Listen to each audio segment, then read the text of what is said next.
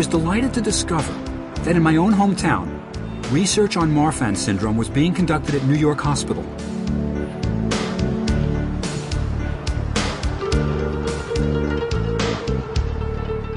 Some of the people... Dr. Jessica Davis is one of the world's leading experts on Marfan syndrome.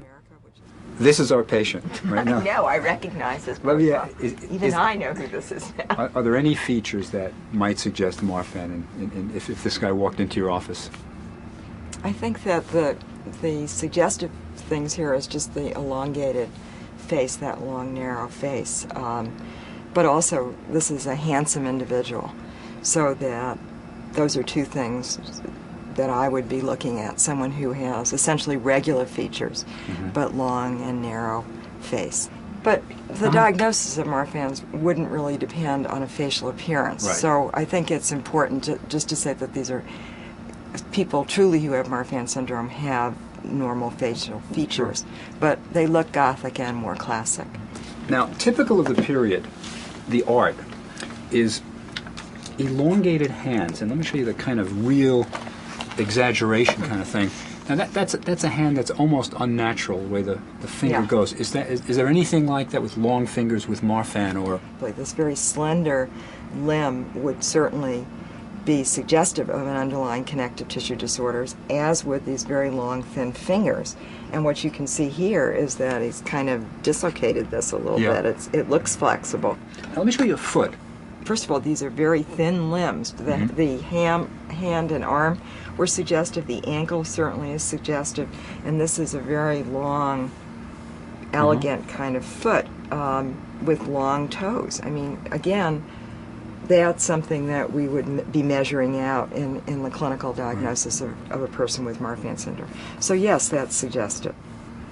Given the face, the hands, the feet, the body, the skeletal structure, would you send this man for a Marfan diagnosis? Would you? Would I do more? Get an echocardiogram? Would you send for whatever? Yeah, I would probably. I mean, I think that this is a fascinating the thesis story. Sounds reasonable, and the thesis is, and the hypothesis is one that deserves looking at. And I think looking at other members of his family. Okay, so without more ado, Bob Breyer will speak to us. There was one more stop on the trail of the Marfan syndrome. I wanted the insights from people who have the syndrome. Could they explain Akhenaten's behavior? Well, I dressed very differently, sometimes even exaggerating my difference, and wearing long capes and very much, well, if I'm different, well, look at me, I am different. That's interesting. I never thought of that, of people accentuating. I kind of could understand sort of just going away, but accentuating is interesting, because that's almost what Akhenaten does. I mean, Akhenaten's period is called the Amarna, and it's Amarna art. The hands are very extreme. Now, look at this guy. This is Akhenaten's hand. Take a look. Well, the finger's long. Yeah, they added a joint. But I don't think you can do that. Even you, I don't think you can do that, Julie. But you did it sort of like that. See, but it's interesting, isn't it? Does something But is that something that seems similar, or the hand? Yeah. It could. Did they ever check on his toes in any of the art? Did they ever show the toes? Does he have Yes, Marfanoid toes? Okay, here you go, kid. Yeah, put your foot right there. What do you think? Look at this. Look at his Do you think so? They do lift that that up. I up. can't actually see that. Hey, Elder, pass it around. Left. No, pass it around. Don't worry Look about at the his baby film. toe. The baby toe is. And then look at the Why, does it That long? long toe is very long. What I'd really like to ask you is, we have a theory that we're going to present, and from you people, I'd like to know if it makes sense. The theory is that Akhenaten, because he may have looked different, may have been shunned as a child. He had siblings, but he doesn't appear in any of the family portraits. He doesn't appear in the statues, any of the paintings.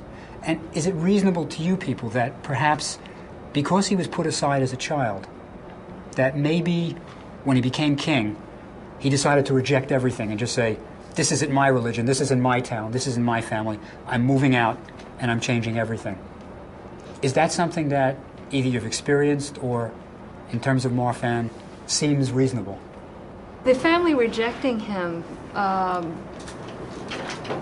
is very much possible. Yeah? Yeah. From my own experience, this very much can occur. Are you the only one with? Are you the only one in your family? It was my father who passed away in 1975, and the family really, and still to this point, really does keep me at the margins. Really? Yeah. The way you look is very important in life. And if you look different, and you can't be called a Mongolian, black, or gay, or, they don't have a name. At the time, I discovered very late that I had the Morphan. My father still denies that I have it. So the attitude of my family was denying it, but there was a shame. Yeah. Well, if if the family is in denial, if you have a kid often that looks different, Yes. and they're not acknowledging that, and the rest of us never got to be the ruler of a country, so we don't exactly know what we would do. But finally, having had that denial around you all your life, it might be very nice to suddenly say, no more of that. This is who I am and this is what I look like. This may be as close as we ever get to how Akhenaten really felt, but some mysteries still remain.